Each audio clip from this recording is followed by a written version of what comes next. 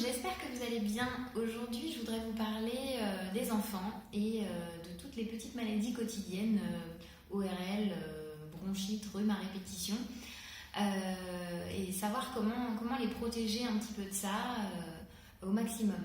En fait, je viens d'emmener ma fille à la crèche et c'est sa période d'adaptation et je vois déjà qu'on est à peine à la rentrée et les enfants sont déjà tout morveux, pleins de miasmes et ils s'échangent allègrement leurs microbes.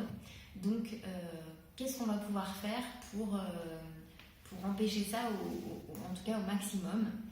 Alors, il y a quelque chose que je voudrais rajouter aussi, c'est que en discutant avec la directrice de la crèche, elle m'a même avoué qu'il y avait certains parents qui donnaient un Doliprane chaque matin à leurs enfants pour pouvoir les protéger.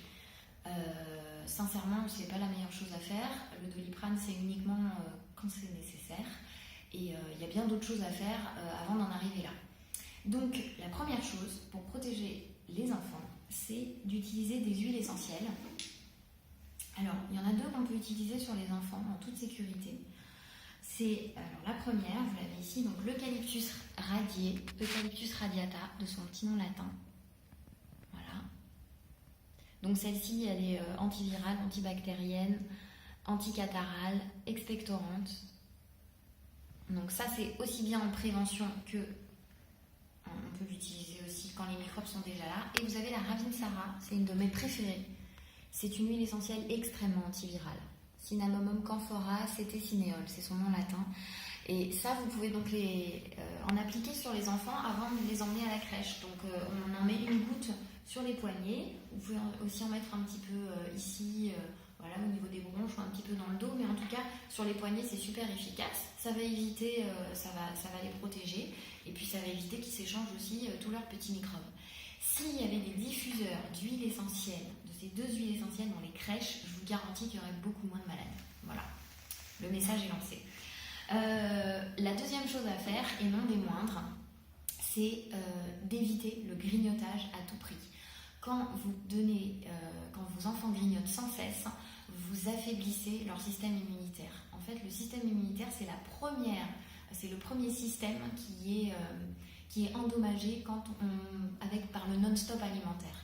Donc cessez de donner sans cesse à manger à vos enfants. Faites l'essai, vous allez voir, ça va fonctionner. Quand on ne grignote plus, il n'y a plus de maladies infectieuses. Je vous expliquerai peut-être dans une prochaine vidéo les mécanismes justement de la digestion. En fait, quand vous mangez sans cesse, déjà votre vitalité elle est dispatchée sur le type digestif. Ça fatigue beaucoup l'organisme qui passe son temps à devoir digérer au lieu de combattre certains virus et certains microbes. Donc ça, c'est quand même très très important, je dirais même la première chose à faire. C'est primordial. Et puis si vos enfants sont un petit peu fatigués, s'il y a déjà des problèmes de bactéries, vous pouvez utiliser du cuivre en argent. Voilà, c'est un vieux remède. On donne une goutte par 3 kg corporels pour les enfants. Vous leur donnez ça le matin avant de partir.